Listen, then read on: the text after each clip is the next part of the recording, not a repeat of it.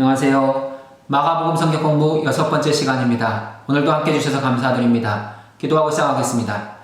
좋으신 하나님 아버지 감사합니다. 이 귀한 시간 하나님의 말씀 성경을 공부할 수 있도록 은혜 베푸시니 감사드립니다. 마가복음 성경 공부를 통하여서 예수님의 우리의 구주 되심과 우리의 주님 되심을 깊이 깨닫게 하시고 그것을 고백하며 증거할 수 있는 믿음을 갖게 하여 주옵소서. 또한 우리가 그리스도의 제자로서 주님이 기뻐하시는 참된 제자의 삶을 살아갈 수 있도록 인도하여 주옵소서. 귀하신 예수님의 이름으로 기도드립니다. 아멘. 오늘은 제육과 참 제자도와 변화산 사건에 대한 말씀입니다. 마가복음 8장 27절에서 9장 50절까지의 내용을 중심으로 하나님의 말씀을 공부하도록 하겠습니다. 먼저 본문의 위치를 보겠습니다. 본문은 마가복음의 구심점이 되는 매우 중요한 단락입니다. 마가복음의 전반부라고 할 수 있는 1막에서는 예수님이 하나님의 아들이신과 그리스도가 되시는 권위를 가지신 분이라고 소개했습니다. 이제 중반부 2막에 들어서면서는 새로운 방향으로의 전환이 일어납니다. 예수님은 사도 베드로의 메시아 고백이 있은 후 예수님이 장차 당하실 고난과 죽음에 대해서 비로소 말씀하기 시작하십니다. 제자들은 세 차례에 걸친 예수님의 순환과 부활에 대한 말씀을 통해서 예수님이 메시아라는 사실을 점점 확신해 가면서 예수님이 고난받게 된다는 사실도 배우게 됩니다. 본문 말씀은 전체 3막 중 2막의 일부입니다. 1막에서는 갈릴리 중심으로 초기, 후기, 갈릴리 주변 사역들을 살펴보았습니다. 이제 2막에서는 예루살렘을 향하여 올라가는 길로서 전반부에 모두 세 차례의 예수님의 순환 예고가 있습니다. 다음으로 본문의 큰 그림을 그려보겠습니다. 본문은 마가복음 8장 27절에서 9장 50절로 새로운 방향 전환이 일어납니다. 예수님께서 자신의 고난과 죽음과 부활에 대해서 예언하기 시작하십니다. 먼저 베드로의 신앙 고백이 있습니다. 그리고 예수님의 1차 순환 예고가 있습니다. 예수님은 그 제자들을 데리고 변화산에 올라가시고 귀신 들린 아이를 고치십니다. 다음으로 예수님의 2차 순환 예고가 있습니다. 예수님의 순환 예고의 제자들은 누가 크냐는 논쟁을 벌입니다. 예수님은 그런 제자들에게 그리스도인의 신앙 윤리를 가르쳐 주십니다. 예수님은 2막 일부의 말씀을 통해서 그리스도의 낮아지심과 높아지심, 비하와 승계의 말씀을 통해서 그리스도를 따르는 제자들이 그리스도와 같은 삶을 살아야 된다는 것을 암시적으로 말씀하고 있습니다. 51페이지에 있는 묵상과 토론 질문을 위해서 각 단락의 단어와 문구들을 공부하겠습니다. 마가복음 8장 27절부터 30절은 베드로의 신앙 고백입니다. 마가는 2막을 시작하면서 베드로의 신앙 고백과 예수님의 1차 순환 예고로 시작합니다.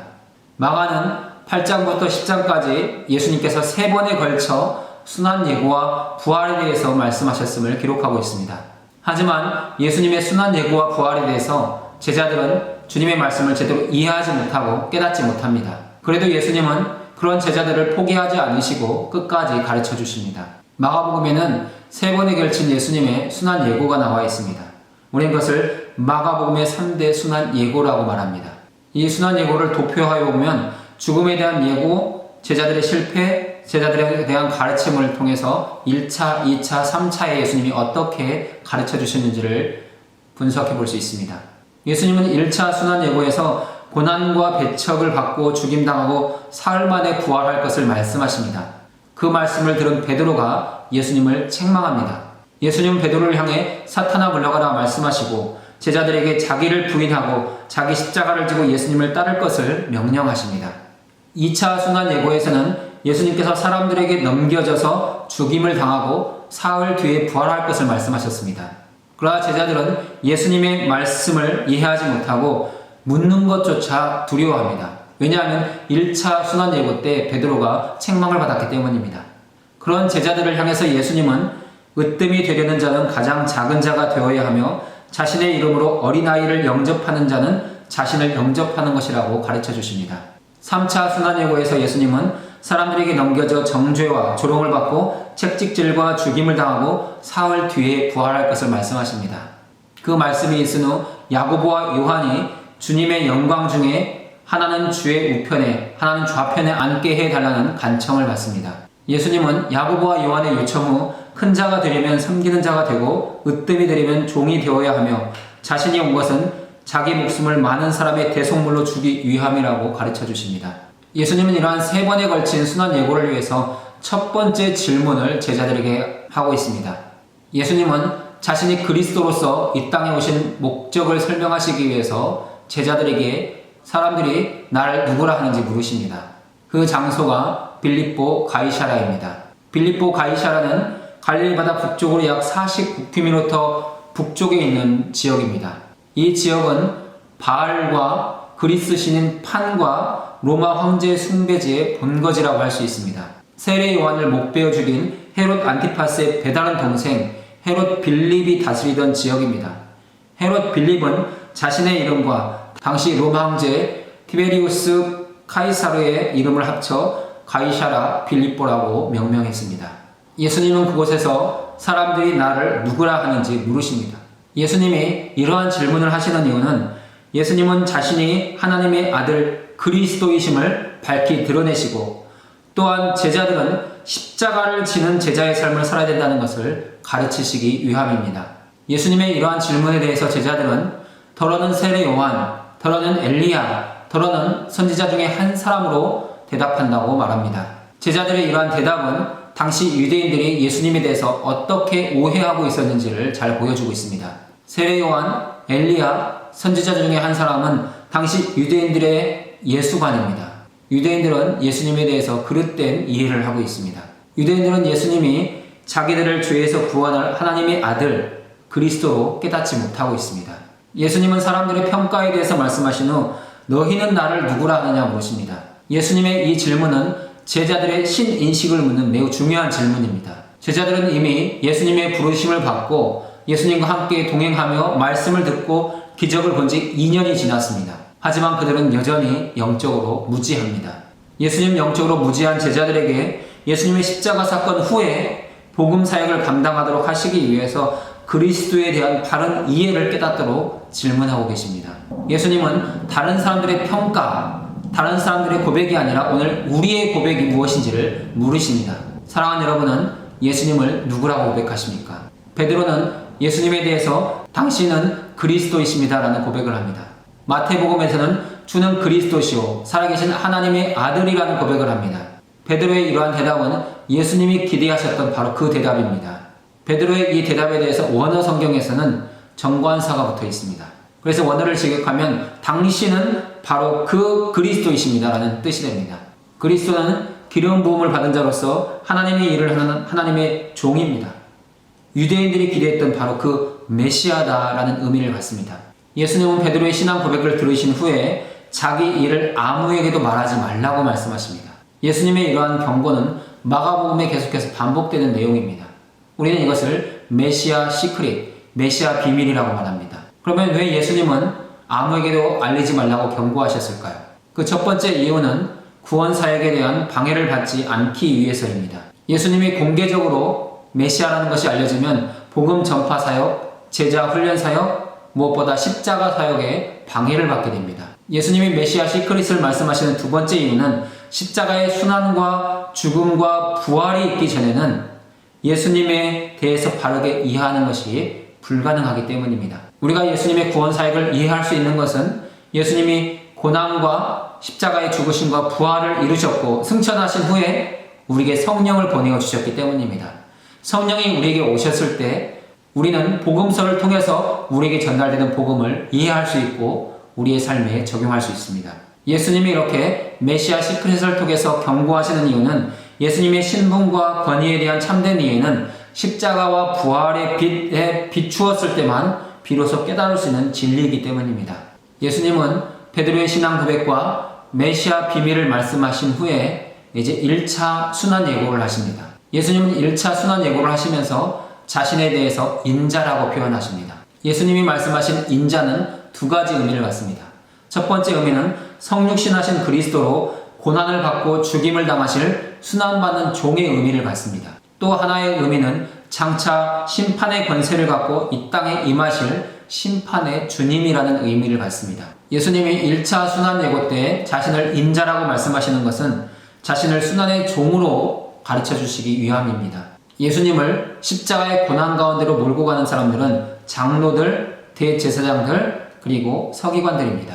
이들은 예루살렘 공의회의 구성원들입니다. 정치적, 종교적 지도자들로서 예수님의 대적자들이 됩니다. 예수님은 분명 이들의 대적 행위를 통해서 십자가에서 죽으시지만 그것은 대적들의 승리가 아니라 하나님의 목적 성취라고 보아야 합니다. 예수님의 죽음이 대적의 승리가 아니라 하나님의 목적 성취가 되는 첫 번째 이유는 예수님의 죽음은 부활의 시작이기 때문입니다. 예수님은 부활의 첫 열매로서 예수님을 믿는 모든 사람들에게 부활의 권능을 허락해 주십니다. 또한 예수님의 순환은 하나님 아버지의 영광을 드러내는 수단이 되었습니다. 그리고 예수님의 순환과 부활은 하늘나라가 영광으로 임하는 것을 보여주는 선행적 사건입니다. 그 다음 중요한 표현은 비로소 그들에게 가르치시니입니다. 예수님은 이미 2년 동안 제자들과 함께 생활하셨지만 예수님의 순환과 부활에 대해서 말씀하시지 않았습니다. 그러나 베드로의 신앙 고백이 있은 후 예수님은 비로소 죽음과 부활의 복음을 가르치기 시작하십니다. 우리는 예수님의 이러한 가르침을 통해서 신앙 고백이 있어야만 비로소 깨닫게 되는 믿음의 진리가 있다는 것을 알게 됩니다. 우리가 예수님을 자신의 신앙의 대상으로 고백하기 전에는 예수님은 단지 종교의 한 사람일 뿐입니다.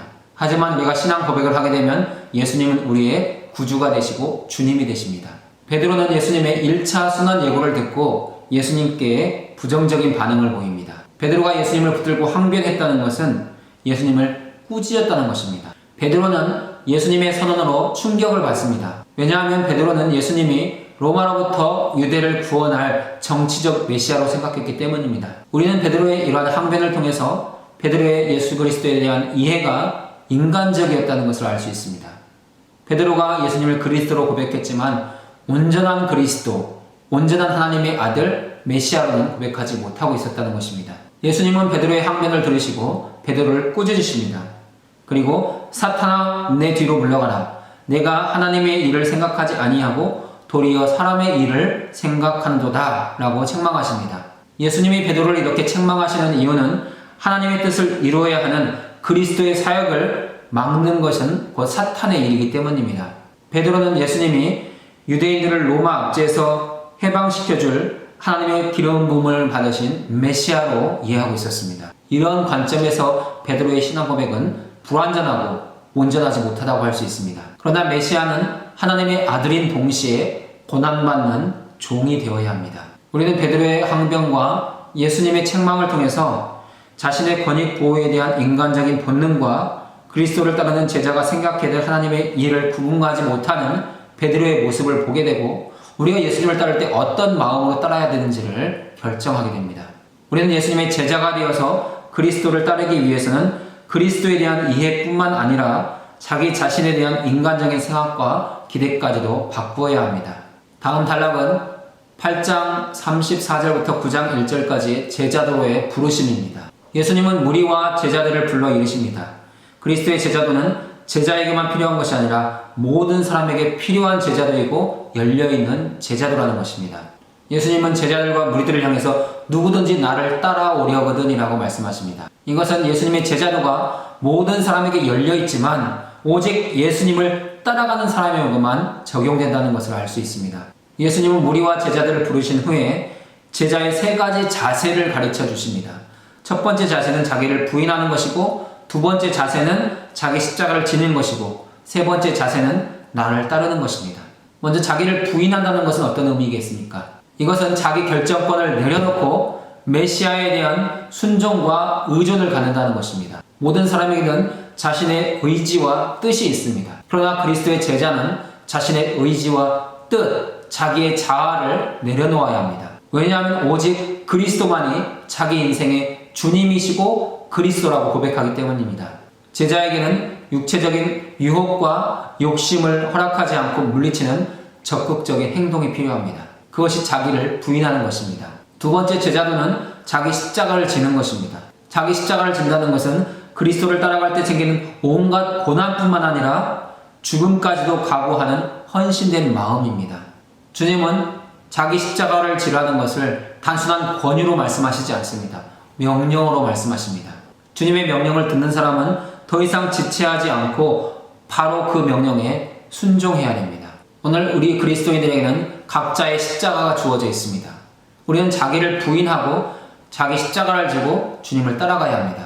우리가 자기 십자가가 무엇인지 알기 위해서는 말씀 훈련과 기도 훈련이 필요합니다.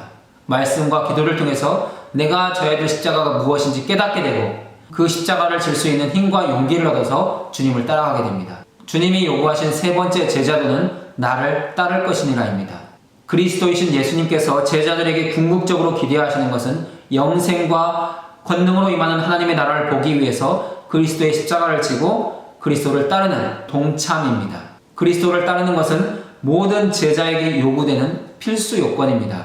그러나 십자가를 지고 예수님을 따르는 것은 제자들에게는 이전과 다른 전혀 새로운 도전이 될 것입니다. 예수님은 제자가 가져야 될 세 가지 자세에 대해서 말씀하시고 자기 목숨을 구원하고자 하면 잃을 것이요 나와 복음을 위하여 자기 목숨을 잃으면 구원하리라 말씀하십니다. 예수님의 이 말씀 안에는 사람의 일을 대표하는 육체적 생명과 하나님의 일을 대표하는 영원한 생명 사이의 역설적 관계가 있습니다. 자기 생명, 땅의 가치를 위해 수고하는 사람은 사람의 일을 하는 것입니다. 그러나 하나님의 나라와 주님의 영광을 위해 생명까지 내놓는 사람은 하나님의 일을 하는 것입니다. 예수님의 제자가 된 우리 안에서 이 두 가지 종류의 생명에 대한 애착은 공존할 수가 없습니다. 제자된 우리에게 요구되는 것은 자기 목숨을 구원하고자 할 것인지 아니면 자기 목숨을 잃고자 할 것인지에 대한 선택뿐입니다. 예수님의 참된 제자는 진정으로 유익한 것이 무엇인지 바르게 판단하고 선택할 수 있어야 합니다. 예수님은 이 1차 순환 예고를 통해서 그리스도와 제자도에 대해서 철저하게 하지만 새로운 복음의 진리를 가르쳐 주십니다. 예수님의 가르침에 대해서 제자들은 더디게 이해하겠지만 예수님은 결코 포기하지 않으십니다. 예수님은 제자도에 대해서 말씀하시면서 제자가 선택해야 될 영원한 가치가 있다고 말씀하십니다. 그것은 곧 나와 복음을 위하여입니다. 제자는 예수 그리스도와 복음의 우선적인 가치를 두어야 합니다. 그리고 그리스도와 복음에 대해서 바르게 알아야 합니다. 그러면 복음의 핵심은 무엇입니까? 예수님이 나를 위해 죽으셨다는 것, 그것이 복음의 핵심입니다. 또한 죽으셨을 뿐만 아니라 3일 만에 부활하셨고 승천하시어 하나님 보좌 우편에 앉아 계시고 장차 우리를 다스리기 위해서 오신다는 것입니다. 이것이 복음입니다. 예수님이 가르쳐 주신 이 새로운 진리를 받아들이지 않고 부끄러워하면 인자도 아버지의 영광으로 천사들과 함께 올 때에 그들을 부끄러워할 것이며 이 진리를 받아들이면 죽기 전에 하나님의 나라가 권능으로 임하는 것을 보는 특권도 누리게 된다고 말씀합니다. 나와 내 말을 부끄러워하면 인자도 그 사람을 부끄러워하리라. 예수님의 이 말씀은 최후의 심판 때에 온 세상을 심판할 신적인 권위가 예수님께 있음을 말씀하고 있습니다. 예수님이 온 세상을 심판하시는 마지막 날 우리는 어떤 모습일까요? 주님 앞에서 부끄러운 모습이겠습니까? 아니면 주님 앞에 자랑스러운 모습이 되겠습니까? 그것은 우리가 주님이 가르쳐주신 제자들을 어떻게 순종하며 따라가느냐에 달려 있습니다. 날마다 자기를 부인하고 자기 십자가를 지고 예수님을 따라갈 수 있는 우리 모두가 되면 좋겠습니다. 예수님은 하나님 나라의 권능에 대해서 말씀하시면서 여기 서 있는 사람 중에 죽기 전에 라고 말씀하십니다. 예수님의 이 말씀 안에는 예수님의 말씀을 듣는 무리와 제자들 가운데 예수 그리스도가 하나님의 아들로서 영광을 얻게 되는 것을 보게 될 자가 있다는 것을 암시하고 있습니다. 바로 9장 시작 부분에 나오는 변화사 사건에 참여할 제자가 있다는 것을 말씀하는 것입니다. 예수님은 하나님의 나라가 권능으로 임한다고 말씀합니다. 우리는 하나님의 나라가 권능으로 임하는 것을 궁극적으로 예수님의 재림 때에 보게 될 것입니다. 하지만 예수님과 함께 있었던 제자들은 예수님과 함께 변화산에 올라가서 그 하나님의 영광을 보게 될 것입니다. 또한 복음서와 초대교회 역사를 생각해 본다면 예수님의 죽으심, 부활, 승천, 오순절 성령 강림, 예루살렘 성전 파괴 등이 하나님의 나라가 권능으로 임하는 것의 실제 모습입니다. 예수님은 1차 순환 예고 후에 제자들을 데리고 변화산에 올라가십니다. 예수님의 변화산 사건은 예수님이 하나님의 아들로서 시내산과 호렙산에 현현하셔서 모세와 엘리야에게 그 영광을 보여주신 전능하신 하나님이라는 것을 보여주는 사건입니다. 이 변화산 사건은 엿새 후에 일어났습니다. 이 엿새는 베드로의 신앙 고백과 예수님의 1차 순환 예고가 있은 지 엿새 후라는 것입니다. 예수님은 12 제자 가운데 베드로와 야고보와 요한 세 사람을 데리고 산에 올라가십니다. 이 세 제자는 예수님께서 죽기 전에 하나님의 나라가 권능으로 임하는 것을 보게 된다고 말씀하신 첫 번째 제자들입니다. 예수님과 함께 산에 올라간 이 세 제자는 이 경험으로 인해서 자신들을 좀 더 특별하게 생각했던 것 같습니다. 그 결과 산에서 내려온 후 누가 크냐는 논쟁을 벌이게 됩니다. 예수님은 산에 올라가신 후 변형되셨습니다. 이것은 예수님이 성육신 하시면서 자신 안에 제한하고 계시던 성자 하나님의 영광을 개방하는 사건입니다. 예수님은 자신이 하나님의 아들로서 성자 하나님으로서 가지고 계셨던 그 신적인 영광을 온전히 드러내셨습니다. 그 결과 예수님의 옷은 그 옷이 광채가 나며 그렇게 희귀할 수 없을 만큼 휘어졌다고 말씀합니다. 예수님의 옷이 광채가 나며 변하는 모습은 예수님을 통해서 하나님의 영광이 드러날 때 우리가 실제로 보게 될 예수님의 모습입니다. 예수님은 사람의 몸으로 이 땅에 오신 하나님의 영광 그 자체이셨습니다. 예수님은 이러한 변화를 통해서 예수님이 바로 선지자들이 말한 바로 그분, 옛적부터 항상 계시는 이라는 것을 보여주고 계십니다. 예수님은 이러한 자기 변화된 모습을 통해서 선지자들이 말했던 옛적부터 항상 계신 분이 바로 예수님 자신이라는 것을 드러내고 있습니다. 그러나 놀라운 것은 제자들이 이러한 주님의 영광을 보고 죽지 않았다는 것입니다. 성경은 하나님께서 산 위에 임재하실 때 구름 기둥과 불 기둥으로 임하시고 빛이 나고 광채가 나는 것을 쉐키나의 영광이라고 합니다. 오직 하나님만이 가지고 계신 영광, 사람과 하나님 사이의 그 본질적인 차이를 드러내는 영광이 쉐키나의 영광입니다. 성경은 하나님과 인간의 본질적인 차이로 인해서 사람이 이 쉐키나의 영광을 견딜 수 없다고 말하고 있지만 예수님의 그 변화된 모습을 본 제자들은 죽지 않았습니다. 제자들은 엘리야와 모세가 나타나 예수와 더불어 함께 말하는 것을 듣습니다. 예수님의 변화산에 나타난 엘리야는 선지자를 대표하는 것이고 모세는 율법을 대표하는 자입니다. 예수님은 자신의 이러한 영광을 보여주시면서 예수님이 모세와 엘리야보다 더 큰 분으로서 율법과 선지자의 예언을 성취하는 분이심을 보여주고 있습니다. 베드로는 예수님이 변화되시고 모세와 엘리야와 더불어 이야기하는 것을 듣고 나서 랍비여 우리가 여기 있는 것이 좋사오니라고 말합니다. 예수님에 대한 베드로의 호칭 랍비는 이스라엘의 율법 교사를 가리키는 말입니다. 베드로의 이러한 표현을 통해서 우리가 알 수 있는 것은 베드로의 신앙 고백이 온전하지 못했다는 것입니다. 베드로는 계속해서 예수님을 향해 주님이라는 표현을 사용하지 못하고 있습니다. 베드로는 예수님께 초막 셋을 짓겠다고 말합니다. 베드로가 짓고자 했던 초막은 원래 성막에 해당되는 용어입니다. 모든 종교에는 신전이 있습니다. 왜냐하면 사람들은 신과 인간의 본질적인 차이로 인해서 신의 임재를 견딜 수 없기 때문에 신을 모실 신전이 필요하다고 생각했고 그러한 신과 인간의 중재자의 역할을 할 제사장이 필요하다고 생각했습니다. 베드로는 하나님의 임재와 영광을 보면서 하나님과 자신 사이를 중재해줄 성막이 필요하다고 느꼈다는 것입니다. 그러면 제자들은 하나님의 영광을 보았고 참여했는데 왜 죽지 않았을까요? 우리는 세 가지를 생각해 볼 수 있습니다. 첫 번째는 예수님은 더 이상 성막, 성전이 필요하지 않으신 궁극적인 성막이시고 성전이시기 때문입니다. 예수님 자신이 우리 모두가 바라보고 추구해야 될 성막이며 성전이라는 것입니다. 두 번째 이유는 예수님께서 더 이상 희생 제물을 필요 없게 만드시는 궁극적인 유월절 어린 양이시기 때문입니다. 우리는 예수님으로 인해서 그 어떤 제물도 가지고 가지 않고 하나님께 나갈 수 있습니다. 세 번째 제자들이 죽지 않은 이유는 예수님은 멜기세덱의 반차를 따르는 영원한 대제사장이시기 때문입니다.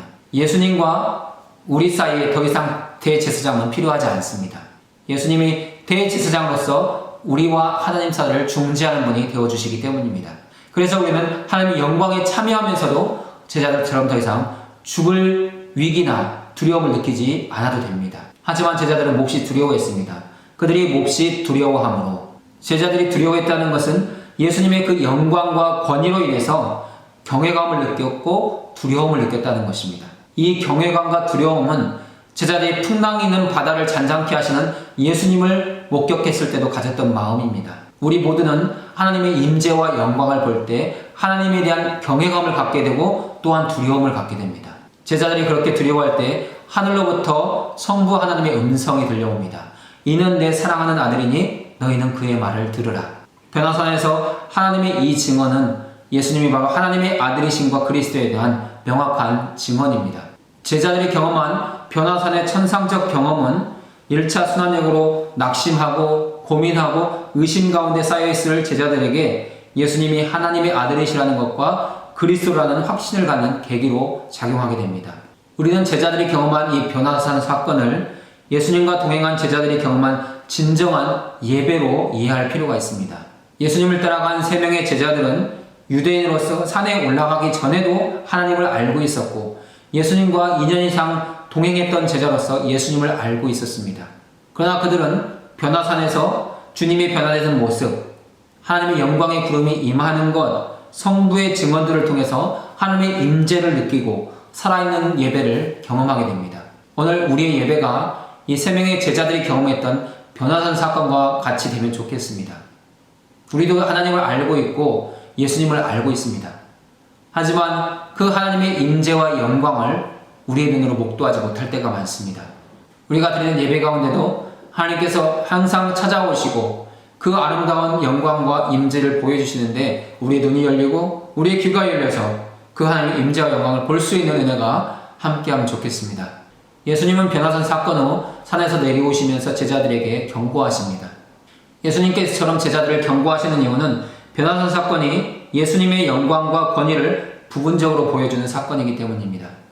또한 십자가와 부활이 있기 전에는 이 변화산의 의미는 진정으로 깨달을 수가 없습니다.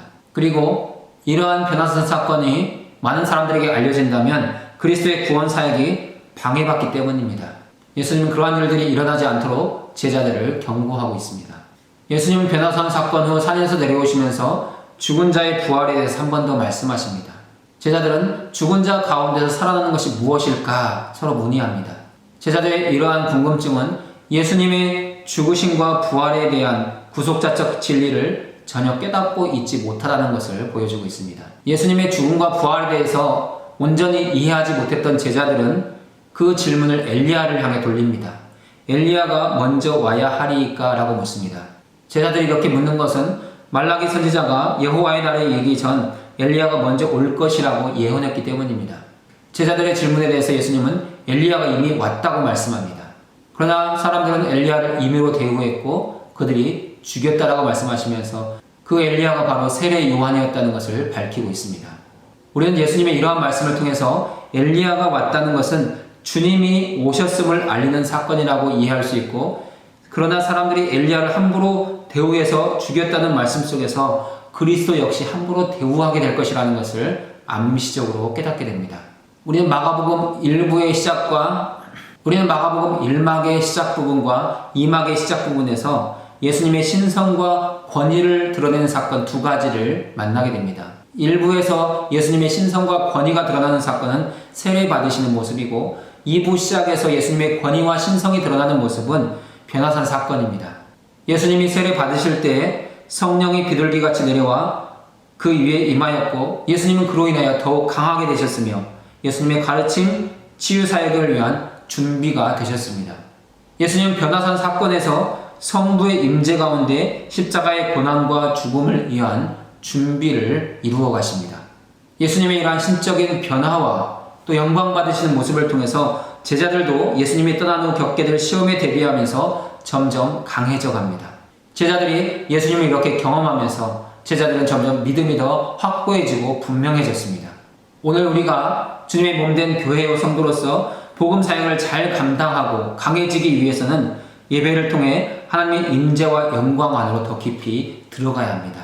우리도 주님의 그 영광스러운 모습, 변화된 모습을 보면 볼수록 믿음이 더욱더 강해지고 확고해질 수 있습니다.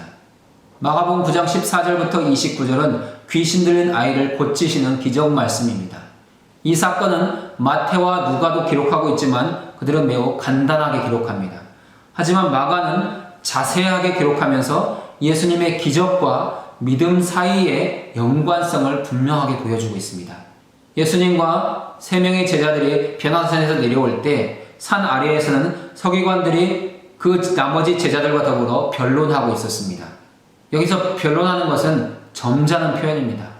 말싸움을 하고 있었다는 것입니다. 산 아래에서는 예수님의 나머지 제자들이 귀신을 쫓아내지 못함으로 인해서 서기관들에게 일방적으로 추궁받고 비판받고 있었습니다. 그러한 상황 속에서 예수님과 제자들이 내려올 때 온 무리가 매우 놀랐습니다. 왜 산 아래에서 변론하고 있던 많은 사람들, 서기관과 제자들의 다툼을 지켜보고 있던 사람들이 예수님과 제자들을 보면서 놀랐겠습니까? 마가는 산에 올라가서 변형되신 예수님이 산에서 내려올 때 본래의 모습으로 돌아갔다는 것을 언급하지 않습니다. 이러한 이유를 통해서 우리는 구약 성경에 모세가 시내산에 올라가서 하나님을 대면하고 내려올 때 그 얼굴에서 광채가 났다는 말씀과 연결해 볼 수 있습니다. 예수님은 얼굴만 광채가 날 뿐만 아니라 그 옷까지도 휘어져서 그렇게 할 수 없는 상태에 머물러 계셨습니다. 그리고 산에서 내려오실 때 아마도 그 예수님의 영광의 일부분이 남아 있었다고 볼 수 있습니다. 이러한 견해에 대해서 모든 학자들이 동의하는 것은 아니지만 많은 학자들이 예수님에게 아직 신적인 영광이 남아 있었을 것이다 라고 추측하고 있습니다. 예수님은 내려오셔서 무엇을 변론하고 있었는지 물으십니다. 예수님은 제자들이 일방적으로 추궁받고 비난받는 것을 안타까워하셨습니다. 그들의 실패를 안타까워하시면서 실패의 원인을 가르쳐 주시기 위해서 주님이 직접 개입하고 계신 상황입니다. 제자들은 귀신 들린 아이에게서 귀신을 쫓아내지 못하고 있었습니다. 그들이 능히 못하더이다. 제자들은 이미 12제자의 그 파송식 때에 더러운 귀신을 쫓아내는 권능을 받았습니다. 그런데 왜 그들은 귀신을 쫓아내지 못하고 그런 비난과 비판을 받아야 했을까요? 예수님은 그 이유에 대해서 19절에서 믿음이 없었기 때문이라고 말씀하시고 29절에서는 기도가 없었기 때문이라고 말씀하고 있습니다. 제자들은 이미 과거에 그들이 귀신을 쫓아내본 경험이 있기 때문에 이번에도 아무런 준비 없이 귀신을 쫓아내려고 했습니다. 그것이 믿음이 없었고 기도가 없었다는 것입니다. 그런 제자들을 보면서 예수님은 내가 얼마나 너희와 함께 있으며 라고 말씀하십니다. 예수님의 이러한 표현은 예수님께서 제자들을 떠나갈 때가 가까웠다는 것을 암시합니다. 그리고 예수님이 떠날 시간은 다가오는데 아직 준비되지 못한 제자들에 대한 안타까운 주님의 마음을 볼 수 있습니다. 귀신이 예수님을 보고 소리칩니다. 그러나 헬라어 원문에는 귀신이 예수님을 본 것이 아니라 그 소년이 예수를 보았을 때라고 기록하고 있습니다. 그 소년은 귀신에 사로잡혀 있었지만 사물을 볼 수 있는 시각의 기능은 원전했다고 할 수 있다는 것입니다. 귀신은 그 소년을 심히 경련을 일으키게 하였습니다. 성경은 귀신이 하나님의 형상을 파괴하는 존재라고 말씀합니다. 마귀는 우리가 예수님을 바라보는 것을 싫어합니다. 마귀는 우리가 보는 것을 방해하기 위해서 세속적인 것으로 우리의 눈을 흐리게 하고 분주함으로 우리의 경건 생활을 멀어지게 하고 육체의 연약함으로 우리의 믿음을 방해합니다. 그 귀신으로 인해 소년은 땅에 엎드러져 구르게 되었습니다. 이러한 행동은 과거로부터 현재까지 계속적으로 이어져 오는 행동이었습니다. 마귀는 이 아이를 사로잡았고 어려서부터 지속적이고 강력하게 괴롭히고 있었습니다. 그런 아들을 바라보고 주님을 만난 아버지는 예수님을 향해 그러나 무엇을 하실 수 있거든이라고 말합니다. 그 아버지가 이렇게 표현하는 것은 절망적인 상태의 지속을 통해서 그의 믿음이 많이 약해졌다는 것을 볼 수 있습니다.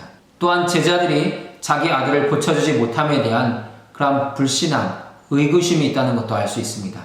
그런 아버지를 통해서 예수님은 할 수 있거든이 무슨 말이냐, 믿는 자에게는 능히 하지 못함이 없느니라 라고 말씀합니다. 예수님은 이 사건을 통해서 믿음과 기적 사이의 상관관계를 보여주고 있습니다. 예수님은 고향에서 불신앙으로 인해서 기적을 행하지 못하셨습니다. 그러나 믿음을 갖고 예수님을 찾아온 많은 여인들, 이방인들은 구원을 받았습니다.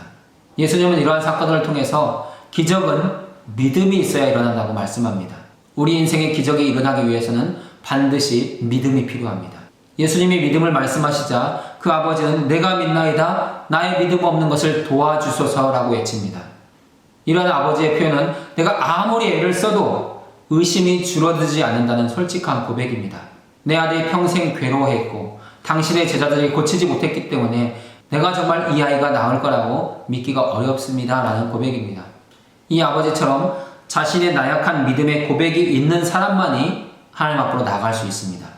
또한 예수님은 우리의 믿음이 온전하지 못할지라도 그 작은 믿음으로라도 예수님께 나오는 사람을 반드시 구원해 주십니다. 우리가 우리 자신이 아니라 예수님을 의지하는 것이 구원의 믿음입니다. 우리에게는 여전히 믿음이 없고 의롭지 않을지라도 예수님의 도움이 필요하다고 인정할 때 하나님의 긍휼과 자비의 은혜가 임하게 됩니다. 오늘 우리도 우리의 믿음이 온전하지 못하다는 것을 늘 주님 앞에 고백할 수 있기를 바랍니다. 그리고 주님께 더 가까이 나가서 주님의 은혜와 자비를 구하면 우리의 삶에 놀라운 하나님의 구원 역사들이 일어나게 될 것입니다. 예수님은 더러운 귀신을 향하여 귀신아 내가 내게 명하노니 그 아이에게서 나오고 다시 들어가지 말라라고 명령하십니다. 예수님의 이러한 말씀을 통해서 더러운 귀신과 질병은 명령하여 쫓아내야 되는 존재라는 것을 알게 됩니다. 예수님은 자기에게 부여된 신적인 권위로 더러운 귀신을 명령하여 아이를 치료하셨습니다. 우리는 예수님의 이러한 명령을 통해서 귀신을 쫓아내거나 질병을 치료할 때 다시는 들어가지 못하도록 명령하는 것이 필요하다는 것을 알게 됩니다. 우리가 치유의 기도를 하지만 반드시 그 기도 안에는 다시는 이 아이에게 들어가지 마라, 다시는 이 사람에게 들어가지 말라는 명령도 필요하다는 것입니다. 이 사건이 있은 후 제자들은 예수님께 조용히 묻습니다. 우리는 왜 이런 일을 행하지 못했습니까? 주님은 제자들의 질문에 대해서 기도 외에는 다른 것으로 이런 종교가 나갈 수 없다라고 가르쳐 주십니다. 귀신 축출을 원했던 제자들에게 기도가 없었다는 것을 전제하고 있습니다. 제자들은 그 아버지가 귀신 들린 아이를 데리고 왔을 때 기도하지 않고 바로 귀신을 쫓아내려고 명령했습니다. 주님이 기도를 말씀하시는 것은 제자에게 요구되는 자세는 하나님의 능력에 대한 절대 신뢰이기 때문입니다. 우리가 기도한다는 것은 우리의 부족을 알고 하나님의 전능하심을 끌어다 쓰는 것입니다. 우리가 기도할 때는 하나님을 절대적으로 신뢰합니다.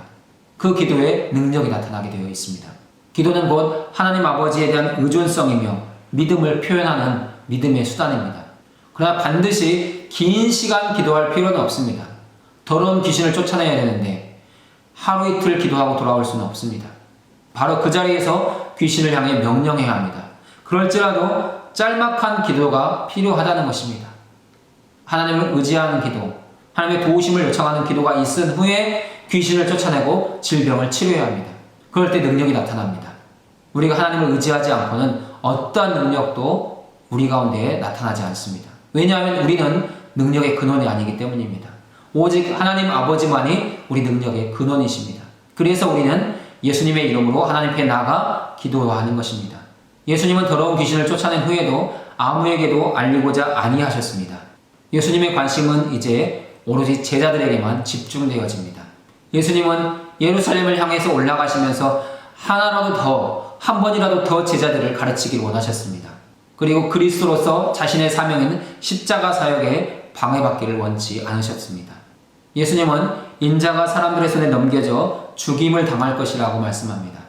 여기서 넘겨진다는 것은 수동형 동사로 주어가 1차적으로는 유다가 되고 2차적으로는 공회와 빌라도가 됩니다. 하지만 궁극적으로는 하나님 자신이 바로 예수님을 넘겨주는 주어가 됩니다. 예수님은 성부 하나님의 계획에 따라서 의도적으로 유대 지도자들과 이방인들의 손에 넘겨지셨습니다. 우리는 예수님께서 십자가를 향해 나가는 모습을 통해서 예수님을 죽이려는 대적자들의 의도가 성공하는 것처럼 보이지만 성부 하나님이 예수님의 죽음을 통해 계획된 속죄를 성취하고 계시다는 것을 알 수 있습니다. 마가복음 9장 30절부터 37절은 두 번째 순환 예고의 말씀이 나오고 있습니다. 두 번째 순환 예고 후 예수님은 가버나움으로 가시는 길에서 제자들이 서로 이야기하는 것을 듣습니다. 그리고 물으십니다. 너희가 길에서 서로 토론한 것이 무엇이냐? 예수님은 제자들이 길에서 서로 토론한 내용을 통해서 진정한 제자도가 무엇인지 가르쳐 주시기 위해서 제자들의 토론을 대화 주제로 끌어오십니다. 사실 제자들이 토론한 내용은 서로 누가 크냐 하는 쟁론이었습니다. 제자들은 두 번에 걸친 예수님의 순환 예고에도 불구하고 예수님의 죽으심과 부활이 무엇인지 제대로 깨닫지 못하고 있었습니다. 제자들은 여전히 예수님이 로마로부터 유대인들을 해방할 정치적인 메시아로 이해하고 있습니다. 그들은 정치적인 해방 사건이 일어난 후에 서로 높은 자리를 얻게 될 것만을 욕심내고 있습니다. 그런 제자들의 마음을 잘 아시는 주님은 이제 하나님 나라의 원리를 설명하기 시작하십니다.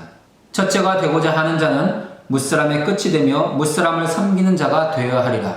제자는 높아지는 자리에 올라가는 것이 아니라 낮아지는 자리로 내려가야 된다는 것입니다. 예수님은 자신의 고난이 그리스도를 통한 하나님 통치의 시작이라는 것을 알려주고 있습니다.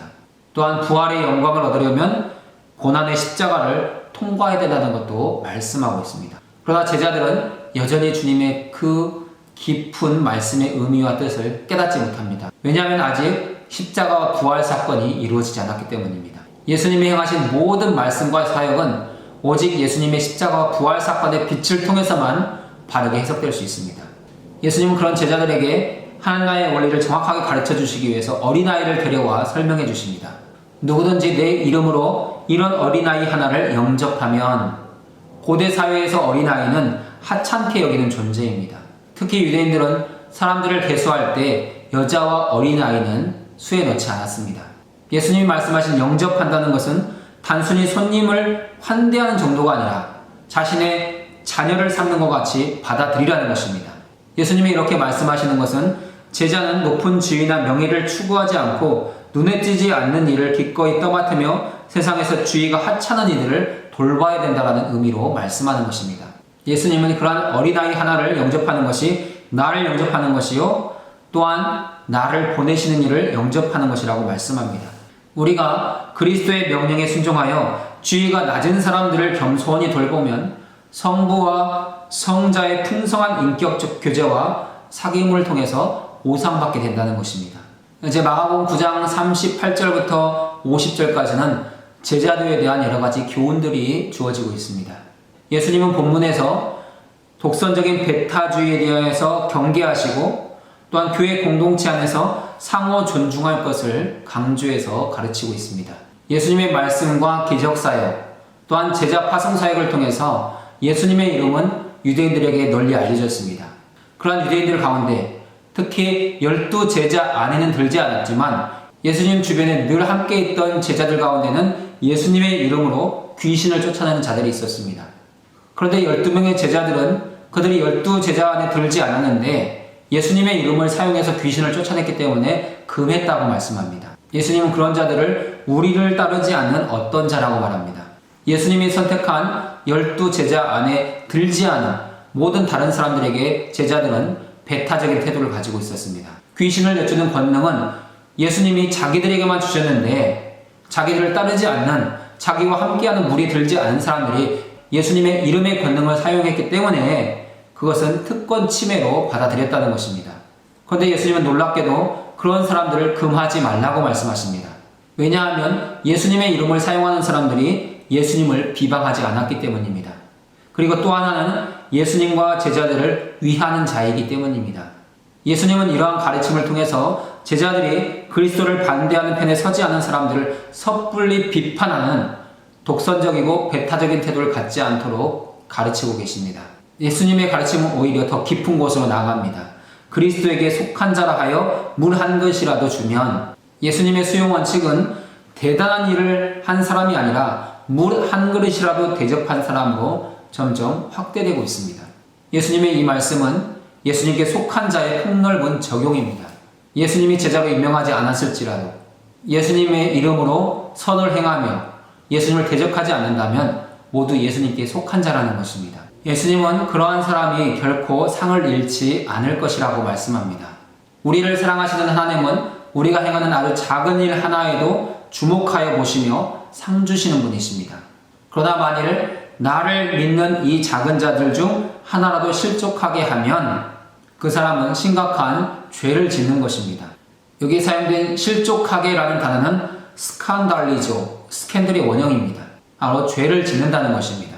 우리가 그리스도의 제자라고 말하면서 이런 실족하게 하는 일, 스캔들이 발생한다면 그것은 그리스도의 제자를 쓸모없이 만드는 것이라는 의미입니다. 그래서 이런 일들은 매우 무거운 죄라고 할 수 있습니다. 예수님은 42절에서 타인에 대한 실족의 문제를 말씀하신다면 43절부터 48절에는 자기 자신에 대한 실족의 문제를 말씀하고 있습니다. 만일 손이 범죄하거든, 만일 발이 범죄하거든, 만일 눈이 너를 범죄하거든 찍어버리라. 우리가 스스로 걸려 넘어지는 문제들을 피하기 원한다면 우리를 걸려 넘어지게 하는 부분을 제거해야 된다는 것입니다. 비록 그것이 손일지라도 발일지라도 눈일지라도 제거함으로 인해서 더 중요한 하나님의 나라, 생명, 영생을 잃지 않아야 된다는 것입니다. 예수님은 분명히 말씀합니다. 장애인으로, 다리 저는 자로, 한눈으로 영생에, 하나님의 나라에 들어가는 것이 나으니라. 예수님은 이러한 가르침들을 통해서 우리가 땅에서 얻는 아주 작고 사소한 것들보다 하나님의 나라가, 영생이 가장 중요한 것이라는 것을 말씀하고 있습니다. 예수님이 이렇게 말씀하시는 것은 아직도 누가 크냐 서로 논쟁하면서 세상의 가치관과 생활 방식을 버리지 못한 제자들의 상태를 지적하기 위함입니다. 오늘 우리에게도 제자들과 같은 세상에서의 누가 큰지, 누가 더 많이 가질 수 있는지, 누가 더 높아질 수 있는지에 대해서 서로 논쟁한다면 우리의 모습도 제자들과 별로 다르지 않다고 할 수 있습니다. 예수님은 그런 논쟁을 하기보다는 서로 소금을 두고 서로 화목하라고 말씀합니다. 이 말씀은 소금에 절여진 제자들만이 소금으로서의 역할을 하게 된다는 것입니다. 소금은 제자도의 한 특징을 보여주는 것으로 정결 기능과 맛을 내는 기능을 하고 있습니다. 우리의 삶 속에서 소금을 둠으로 서로 정결해져야 되고 서로 맛이 나야 된다는 것입니다. 우리는 타인도 실족하지 않게 해야 되고 우리 자신도 실족하지 않아야 합니다. 그럴 때 하나님께서 허락하시는 영생과 하나님의 나라에 들어가서 하나님과 친밀한 교제와 사귐을 갖고 주님과 영원토록 동거하는 기쁨을 누릴 수 있게 됩니다. 우리는 이러한 내용들을 통해서 묵상 질문을 답해 볼 수 있습니다. 51페이지 첫 번째 묵상 질문입니다. 마가복음 8장 27에서 30절에서 베드로는 12제자를 대신해 예수님이 그리스도, 즉 하나님이 기름 부어 세우신 종 메시아임을 고백합니다. 이들은 메시아가 로마의 압제에서 유대 백성을 해방할 것으로 기대했습니다. 베드로의 고백은 하나님에게서 기인한 것이 맞습니다. 그러나 완전한 고백은 아닙니다. 그 이유는 무엇입니까? 마가복음 8장 31절에서 예수님이 이어서 하신 말씀을 비춰볼 때 베드로와 제자들이 아직까지 예수님에 대해 잘못 알고 있었던 점, 또 모르고 있던 부분은 무엇입니까? 이런 사실은 마가복음 8장 30절에서 예수님이 제자들에게 아무에게도 말하지 말도록 경고하신 이유를 어떻게 설명해 주고 있습니까? 먼저 베드로의 신앙 고백이 온전하지 못한 이유가 무엇입니까? 두 가지가 있습니다. 첫 번째, 베드로는 유대인으로서 유대인의 관점에서 예수님을 메시아로 바라보고 있습니다. 당시 유대인들은 메시아가 나타나서 로마로부터 유대를 해방해 줄 것을 기대하고 있었습니다. 베드로도 그런 메시아, 그런 그리스도를 기대하고 있었다는 것입니다. 또 베드로의 고백이 온전하지 못한 두 번째 이유는 아직 예수님의 십자가와 부활을 경험하지 못했기 때문입니다. 그러면 베드로와 제자들이 예수님에 대해서 잘 모르고 있었던 점은 무엇이겠습니까? 첫 번째, 예수님이 예루살렘에 올라가 십자가에서 죽을 것이라는 것을 모르고 있었습니다.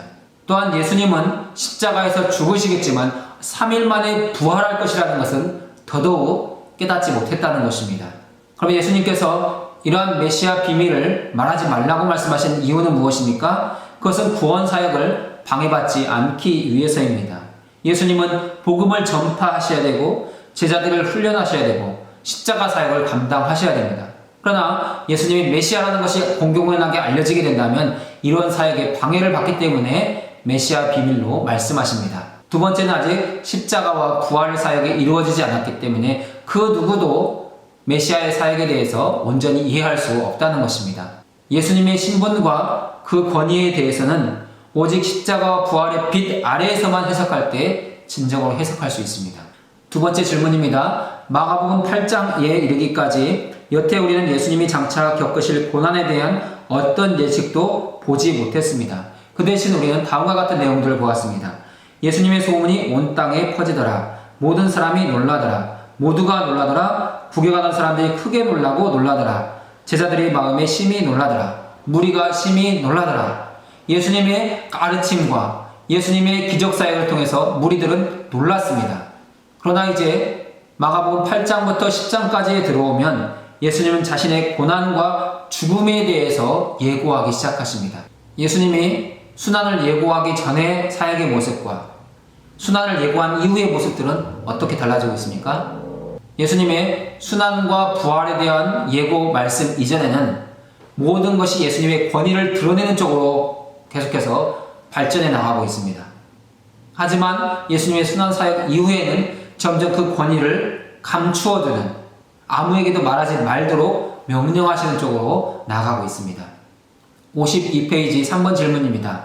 다니엘 7장 9에서 14절을 읽으십시오. 특히 13절에 주목해 보십시오. 이 본문은 예수님이 자신을 인자라고 가르치셨을 때 우선적으로 염두에 두신 말씀으로 보입니다. 다니엘 7장에 보여주는 인자에 대한 묘사는 예수님이 마가복음 8장 31절에서 자신에게 임박한 고난에 대해 예언하시는 모습을 얼마나 더 놀라운 것으로 여기게 만듭니까? 다니엘 7장의 말씀에 보면 예수님께서 인자에 대해서 말씀하시면서 인자는 옛적부터 항상 계신 이라고 설명하고 있습니다. 그 인자 같은 이가 와서 하나님께 권세와 영광과 나라를 받고 모든 백성들을 다스리게 된다고 말씀하고 있습니다. 이런 말씀을 종합해 보면 다니엘 7장의 인자는 영원한 영광과 권세를 가지신 분입니다. 그러나 마가복음 8장에서 예수님이 말씀하고 있는 인자는 어떤 사람입니까? 모든 사람에게 버림받고 죽임당하는 인자입니다. 예수님은 우리의 구원을 위해서 자신의 영광을 버리시고 낮아지시는 그리스도를 우리에게 보여주고 있습니다. 영광받는 그리스도가 아니라 고난받으시는 그리스도, 죽음당하시는 그리스도의 모습이 더 놀랍다는 것입니다. 4번 질문입니다. 예수님의 제자로서 자기를 부인해야 하는 것이 가장 중요합니다. 마가복음 8장 34에 38절을 주의 깊게 읽고 답해 보십시오. 만일 우리가 자기를 부인하지 않고 세상의 것들을 추구하면 어떤 위험에 처하게 됩니까?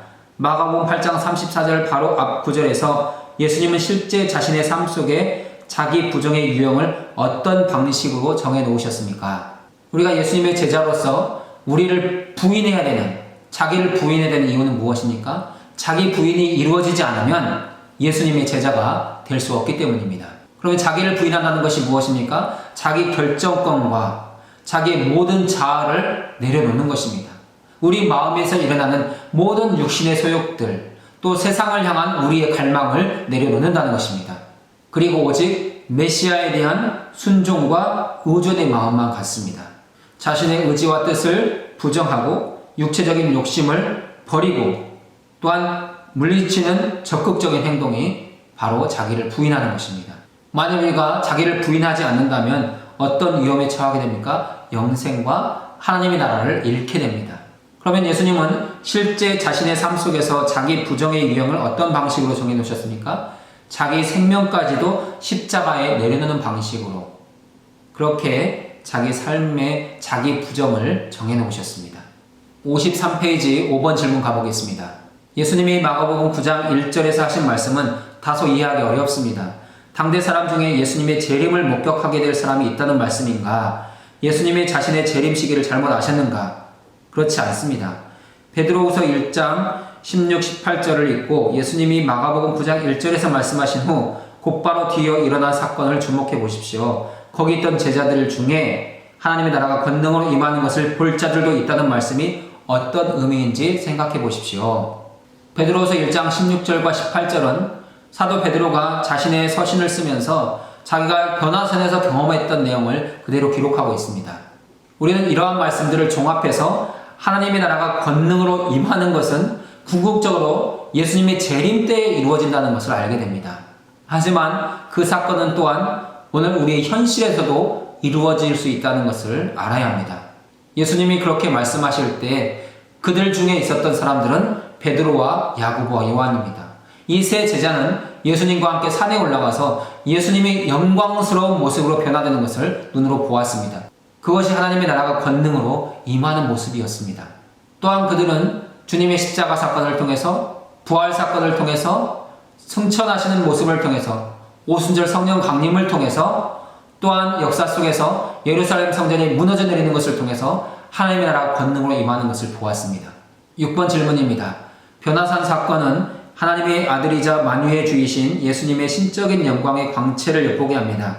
예수님이 광채가 나무 매우 휘어졌다는 진술에 담긴 중요한 성경적 의미는 무엇입니까? 다니엘 7장 9절과 누가복음 24장 4절, 사도행전 1장 10절, 요한계시록 20장 11절에서 비추어 답해 보십시오. 예수님의 변화를 통해서 보여주는 성경적 의미는 무엇입니까? 예수님은 인간의 모습을 한 하나님의 영광 그 자체였다는 것입니다. 예수님은 옛적부터 항상 계신 분이셨습니다.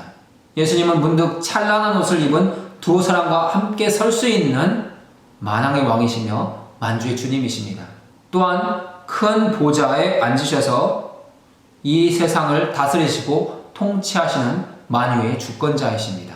예수님은 옛적부터 항상 계신 바로 그분이시며 찬란한 옷을 입고 우리와 함께 하시고 보좌에 앉아 우리를 다스리고 심판하는 분으로 보여주고 있습니다.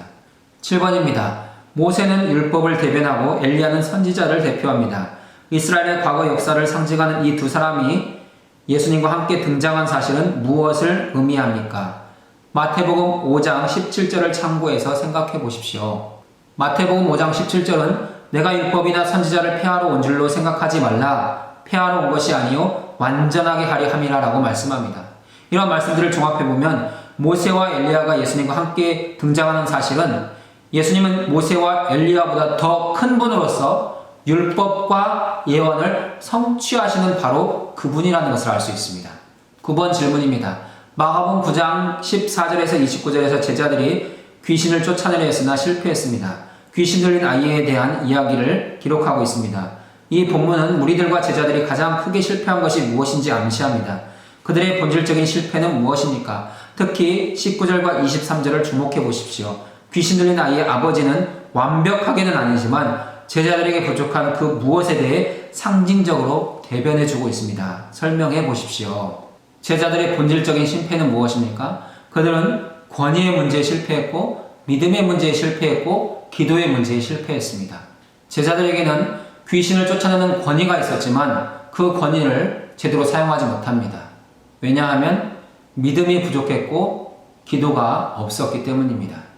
그러면 완벽하지는 않지만 귀신 들린 아이의 아버지가 보여준 고백은 제자들에게 부족했던 것이 무엇인지를 어떻게 보여주고 있습니까?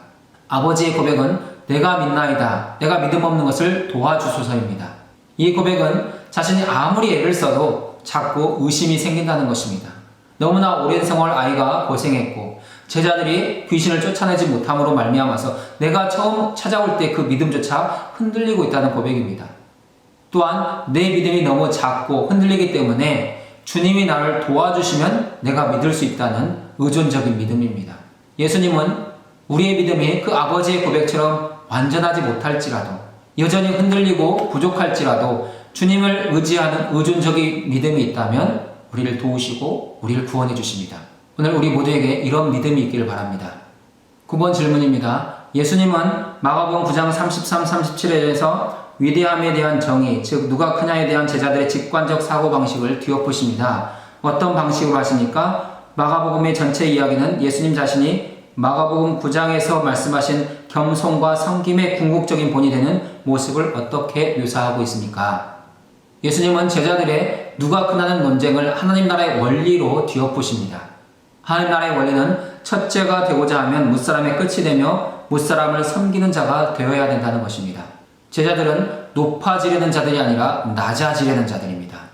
예수님은 고난과 십자가의 죽음을 통해서 무사람의 끝이 된다는 것이 무엇인지를 정확하게 보여주셨습니다. 그리고 그러한 낮아짐과 죽음과 순종을 통해서 하나님의 나라가 실현되며 그리스도를 통한 하나님의 통치가 이루어진다는 것을 보여주셨습니다. 오늘 우리도 점점 낮아지기로 힘쓰고 섬김의 자리로 나갈 때 우리를 통해서 하나님의 나라가 실현되는 것을 볼 수 있게 됩니다. 예수님이 말씀하신 섬김과 겸손의 궁극적인 본이 되는 모습은 어떻게 드러납니까? 예수님은 누구든지 내 이름으로 어린아이 하나를 영접해야 된다고 말씀합니다. 고대 사회에서 어린아이는 하찮은 존재였지만 예수님은 그런 아이를 손님 정도의 환대가 아니라 자기 자녀로 받아들이는 그런 마음으로 받아들이라고 말씀합니다. 제자는 눈에 띄는 높은 지위나 명예를 추구하지 않고 눈에 띄지 않는 일을 기꺼이 떠맡으며 세상에서 지위가 하찮은 자들을 돌보는 사람이 바로 제자입니다. 왜냐하면 그런 사람이 바로 주님이 보내신 사람들이기 때문입니다.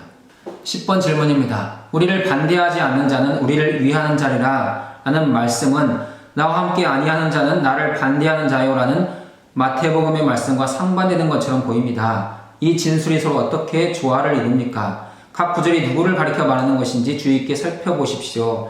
마가복음 9장과 마태복음 12장의 문맥과 그 가리키는 대상을 고려해서 생각해 보십시오. 마가복음 9장 40절은 우리를 반대하지 않는 자는 우리를 위하는 자니라 라고 말씀합니다. 마태복음 12장 30절은 나와 함께 아니하는 자는 나를 반대하는 자라고 말씀합니다. 이 두 구절이 어떻게 서로 조화가 됩니까? 이 두 말씀이 서로 충돌하지 않고 동일한 의미를 갖기 위해서는 이 문맥의 차이를 잘 보셔야 됩니다. 이 두 문맥에서는 가리키는 대상이 서로 다르다는 것을 알 수 있습니다. 마가복음은 반대하지 않는 자는 나도 받아들이겠다는 수용적인 말씀입니다. 이것은 진정으로 예수님을 따르지만 12제자 집단 안에는 들어오지 못한 다른 제자들을 두고 하시는 말씀입니다. 그러나 마태복음은 배타적인 말씀입니다. 나와 함께하지 않으면 나와 반대하는 자다. 바로 이 사람들은 기적을 바알세불의 활동으로 비난하는 대적자들입니다. 당시의 바리새인들과 서기관들이 예수님과 함께하지 않는 예수님의 대적들이었다는 것입니다. 이런 의미에서 두 말씀은 서로 충돌하지 않고 서로 상호 보완적이라고 할 수 있습니다. 마지막 11번 질문입니다. 마가복음 9장 마지막 단락에서 예수님은 죄와 실족에 대해 가르칩니다. 예수님은 이미 그리스도의 이름으로 낮은 사람을 영접하는 일, 곧 그리스도 자신을 영접하는 일이라고 강조합니다. 이제 예수님은 주님을 믿는 자들 중 하나라도 실족하게 하는 일에 대해 엄중하게 경고합니다. 이 말씀은 우리가 반드시 유념해 피해야 할 죄입니다. 예수님이 43절부터 48절에서 말씀하시는 바의 요지는 무엇입니까? 만약 우리의 신체 일부가 우리를 시험에 들게 하고 범죄하게 한다면 문자 그대로 그 신체를 절단하거나 뽑아버리라는 말씀입니까?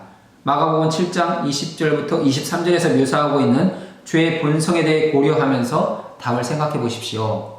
예수님이 말씀하시는 손과 발과 눈이 너를 범죄하거든 찍어버리라 라는 그 말씀의 본래 의미, 본뜻은 무엇이겠습니까?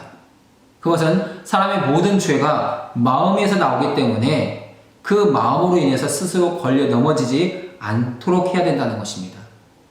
또한 그런 죄들은 너무나 무거워서 사람으로 하여금 영생과 하나님의 나라를 잃게 만들기 때문에 지극히 몸의 소중한 부분이라고 할지라도 그것을 잃는다고 할지라도 영생을 포기하거나 하나님 나라에 들어가는 것을 잃지 않도록 경고하시고 경계하시는 말씀으로 이해합니다. 우리는 손과 발과 눈을 영생이나 하나님 나라와 비교하여 더 중요하고 가치 있는 것으로 선택하려는 의도를 버려야 합니다. 예수님의 이러한 말씀은 우리의 인생에서 하나님의 나라와 영생이 가장 중요한 것이라는 것을 가르쳐주는 과장법의 말씀입니다. 그러나 아직도 제자들 가운데 세상적인 가치관과 생활 방식을 버리지 못하는 자들이 많습니다. 때로는 우리가 바로 그런 자리에 있을 수도 있습니다. 사랑하는 여러분의 마음을 잘 살피시고 내가 진정으로 제자의 길에 서 있는지 아니면 여전히 세상 사람과 다르지 않은지를 면밀하게 점검해 보시기 바랍니다. 이러한 내용들을 통해서 복음 메시지, 성경신학 메시지, 조직신학 메시지를 정리해 보겠습니다. 복음신학 메시지는 우리를 위해 거절당하심입니다. 예수님이 당하신 고난은 당대 종교 지도자들에게 거절당하는 것이며 하늘 아버지에게 버림당하는 것입니다. 예수님은 종교 지도자들, 심지어 그 부모로부터 버림을 받습니다. 그것이 수평적 버림입니다. 또한 예수님은 하늘 아버지로부터 버림을 받습니다. 이것이 수직적 버림입니다. 예수님이 그렇게 수평적으로 버림받으시고 수직적으로 버림받으심으로 말미암아서 오늘 우리는 버림받지 않게 되었습니다. 이것이 복음입니다. 두 번째 복음은 작은 자와 큰 자입니다. 진정으로 위대한 큰 사람이 되는 비결은 무사람의 끝이 되는 것이고 무사람을 섬기는 자가 되는 것입니다.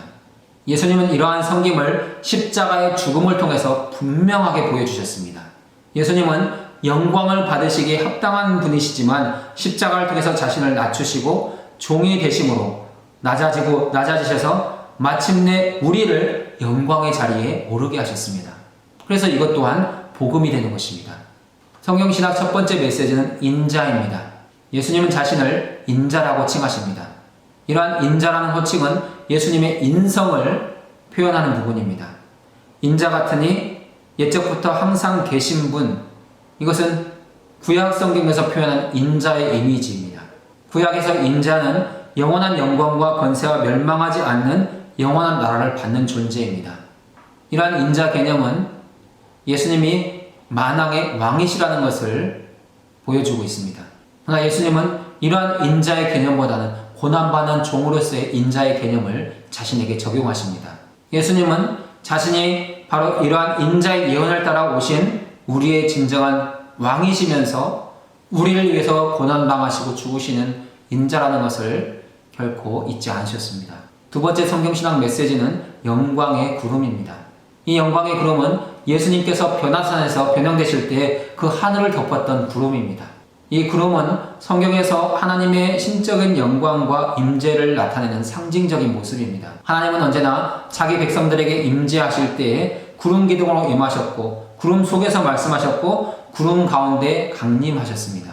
예수님을 덮은 구름은 예수님이 하나님의 영광을 소유하신 하나님의 아들이심을 증거하는 상징적인 모습입니다. 조직신학의 첫 번째 메시지는 사탄과 귀신들입니다. 베드로는 예수님이 그리스도라는 고백을 하지만 인간적인 생각에 붙잡혀 있을 때 사단의 도구가 되었습니다. 사탄은 이렇게 교활한 존재입니다. 예수님께 가장 가까운 제자조차 하나님보다 사탄 편에 서게 하는 사고를 갖게 하는 것이 마귀의 일입니다. 그러나 놀라운 것은 예수님에게서 멀리 떨어져 있을지라도 하나님의 일을 위한 도구로 쓰임받는 사람들도 있었다는 것입니다. 우리는 어떤 사람입니까? 예수님께 가까이 있으면서 사탄의 도구로 쓰임받습니까? 아니면 예수님께 조금은 멀리 있더라도 늘 하나님의 영광을 위해서 쓰임받는 삶을 살고 있습니까? 본문의 두 번째 조직신앙 메시지는 지옥입니다. 예수님 지옥에 대해서 꺼지지 않는 불이라고 말씀하시고 구더기도 죽지 않고 불도 꺼지지 않는 곳이라고 표현하십니다. 지옥은 회개를 거부하고 그리스도를 신뢰하지 않는 자들을 위해 마련된 실제 장소입니다. 하나님이 값없이 베푸시는 구원의 선물을 거부한 자들은 지옥에서 하나님의 진노 아래 영원하고 끝없는 고통을 받게 됩니다. 그러나 감사한 것은 우리가 예수 그리스도 안에서 예수님의 제자로 계속해서 성장하고 발전해 갈 때 지옥은 우리와 전혀 상관없는 곳이 되었다는 것입니다. 사랑으로 긴 시간 육과를 함께 해주셔서 감사드립니다. 다음 주는 7과 제자도에 대한 교훈을 공부하겠습니다. 마가복음 10장 1절부터 52절을 읽고 묵상 질문과 토론 질문에 답을 달아보시기 바랍니다. 기도하고 마치겠습니다. 사랑 많으신 하나님 아버지 감사합니다. 오늘 말씀을 통해서 우리를 위해 거절당하시고 고난당하시는 주님의 모습을 보게 하시고 우리를 영광의 자리에 우리를 권능의 자리에 세우시는 주님을 발견하게 하시니 감사를 드립니다. 주님이 당하셨던 그 십자가 우리가 당해야 될 것이었지만 주님이 십자가를 지심으로 우리는 십자가의 고통을 당하지 않게 되었고 주님이 우리를 위해서 죽으시고 부활하심으로 우리도 부활에 참여할 수 있는 자들이 되었습니다. 이 귀한 복음의 진리를 바로 깨닫게 하시고 주님이 우리에게 요구하시는 제자의 삶을 살아갈 수 있도록 인도하여 주옵소서. 크고 높은 자리 또한 사람들에게 대접받는 자리를 추구하지 않게 하시고 하나님 자기를 부인하고 자기 십자가를 지고 우리 주님을 따라가는 우리 모두가 되도록 인도하여 주옵소서. 예수님의 이름으로 기도드립니다. 아멘. 수고하셨습니다.